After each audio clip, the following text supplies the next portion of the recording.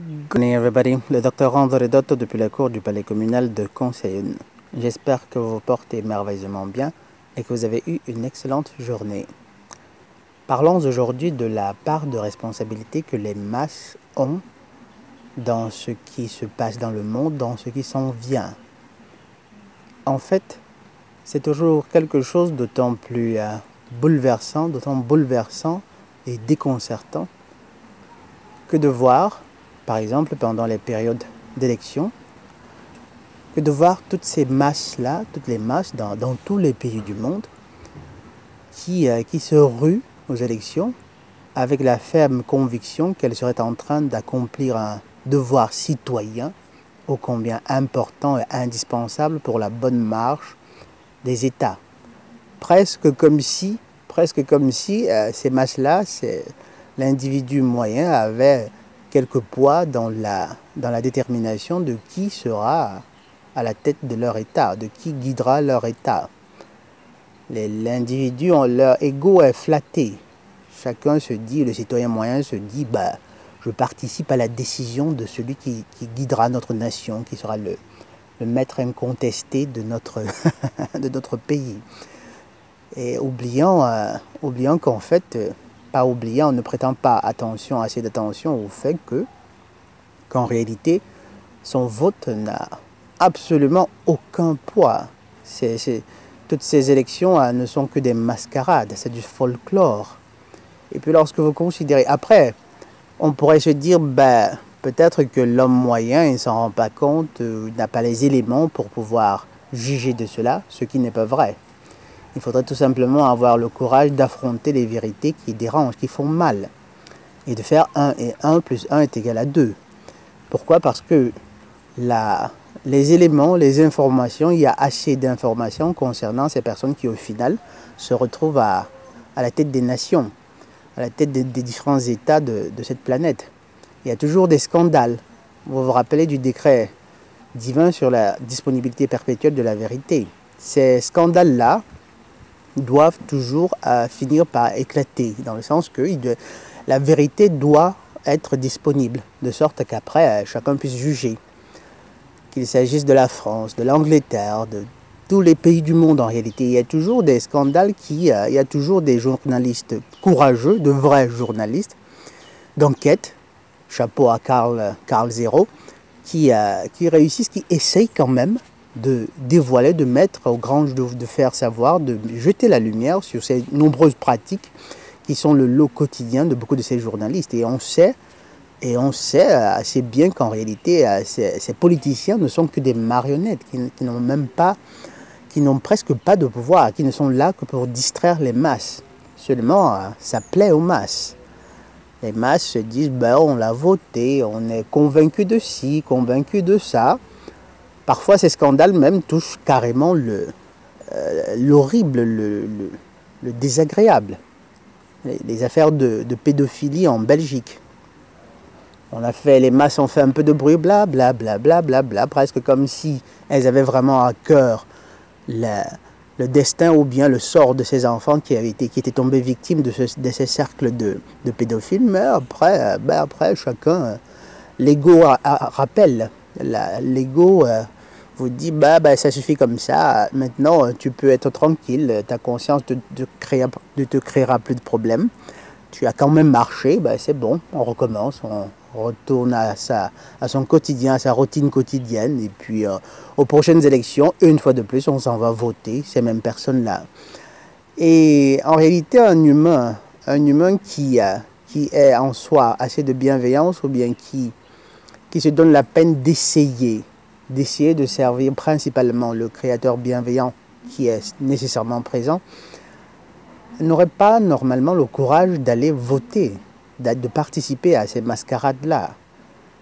Pourquoi? Parce que nous savons tous ce que ces gens font, dans le secret de leur intimité. Nous savons que beaucoup de ces politiciens-là appartiennent à des cercles très souvent vicieux, à des obédiences, à des groupes qui sont explicitement qui sont dédiés carrément au mal et qui souvent ne s'en cachent même pas. Nous le le savons très bien, mais les personnes réussissent quand même, trouvent quand même le courage ou bien de se voiler la face comme si de rien n'était, comme si le fait de participer à ces élections n'était pas si grave que ça, comme si c'est quelque chose, c'est anodin, et puis c'est pas au final, ça ne compte pas tant que ça. Et après, ce sont les mêmes personnes qui se retrouvent là-bas, et ce sont ces mêmes personnes-là qui feront passer des lois qui vont de plus en plus restreindre les libertés individuelles des uns et des autres. Et c'est pour cette raison que toutes les prophéties, tout ce qui a été prophétisé, arrivera malheureusement. Et non pas que nous n'ayons pas le choix, non pas que les masses n'aient pas le choix de changer le cours des choses. Malheureusement, on aime bien trop le confort de la vie dans laquelle on se trouve. On s'est dit, pourquoi chambouler les choses, pourquoi accepter de souffrir ou bien de vivre des conditions particulièrement difficiles.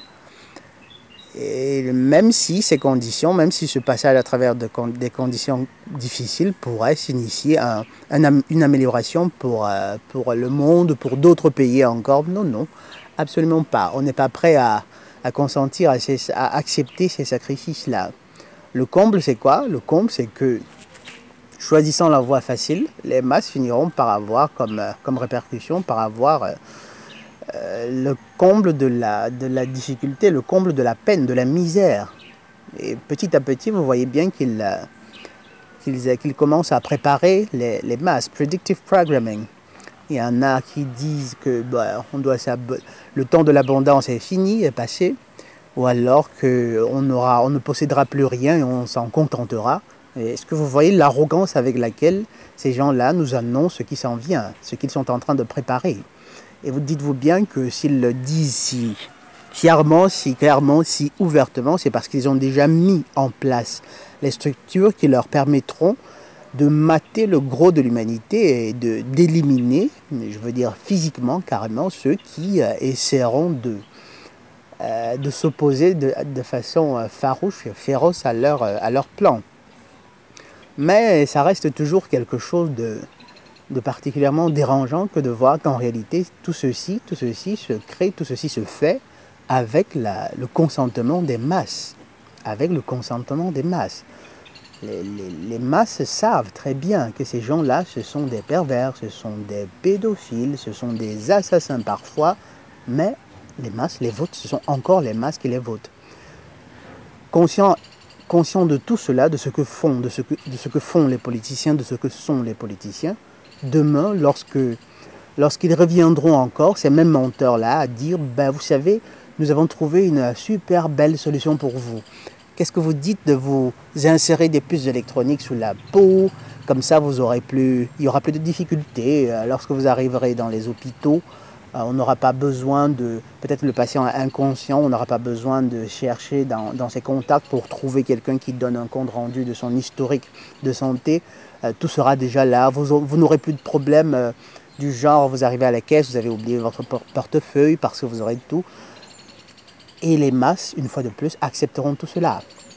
C'est-à-dire les mêmes personnes qui ont passé des siècles et des siècles à vous mentir, à vous entuber, ces mêmes personnes-là viendront avec des solutions et on les acceptera encore, presque comme si entre-temps elles avaient changé.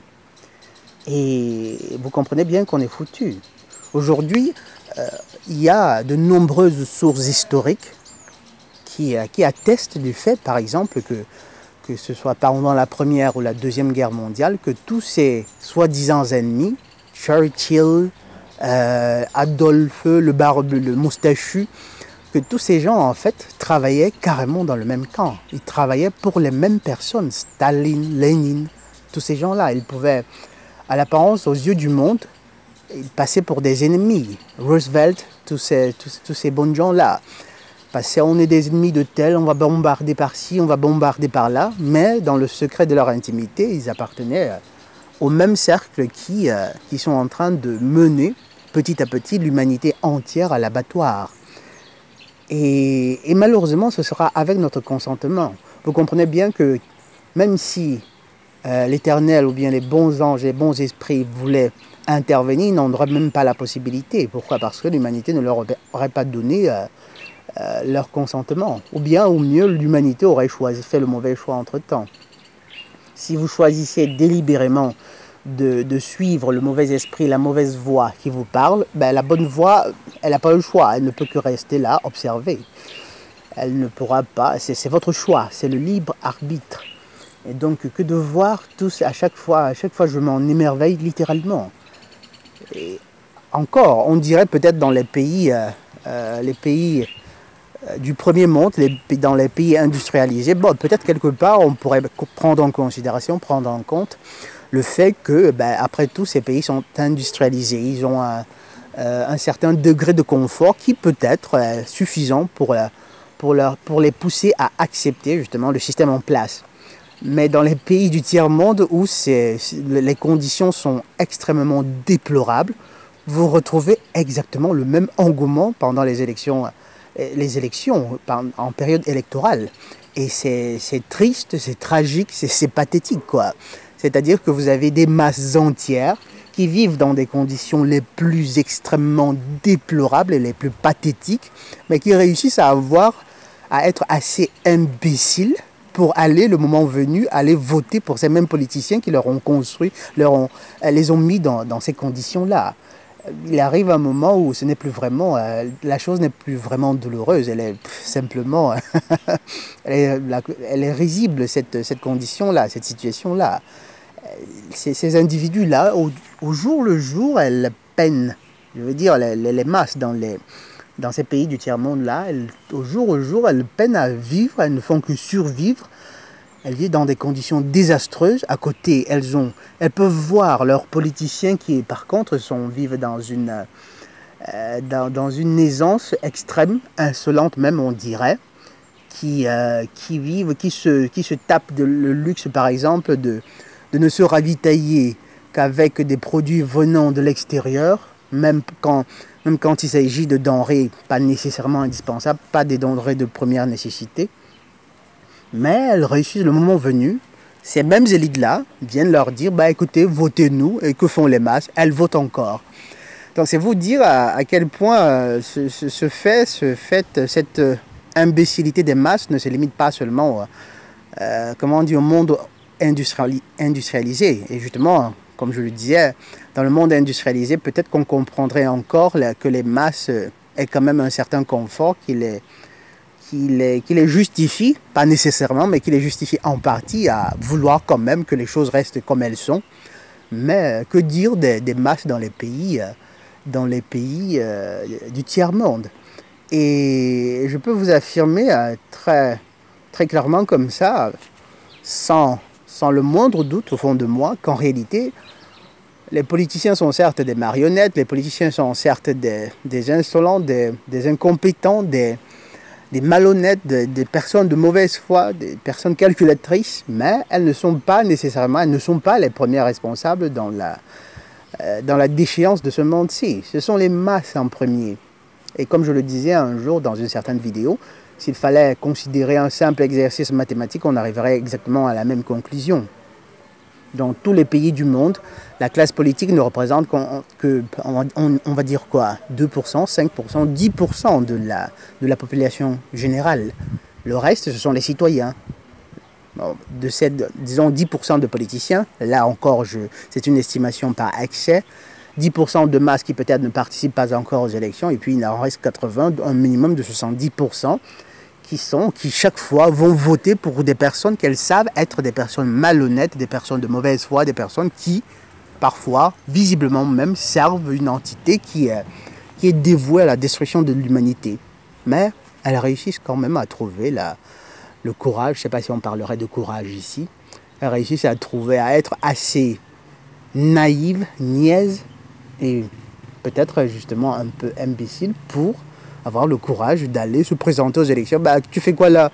Je m'en vais voter. Je m'en vais accomplir mon devoir citoyen. Tout fièrement, quoi. Que dire, mes chers amis? Ce qui nous attend, vous savez, les prophéties, elles sont là. Elles s'accompliront. N'ayez absolument pas de doute sur cela.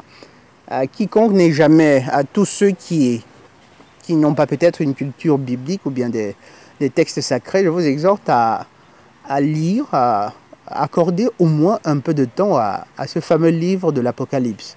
Vous verrez bien, si vous essayez de croiser les données avec ce que vous entendez par exemple sur le net, avec ce que vous pouvez voir dans la réalité, vous verrez que c'est bien cela qui nous attend, la marque de la bête. Ah oui, mes chers amis.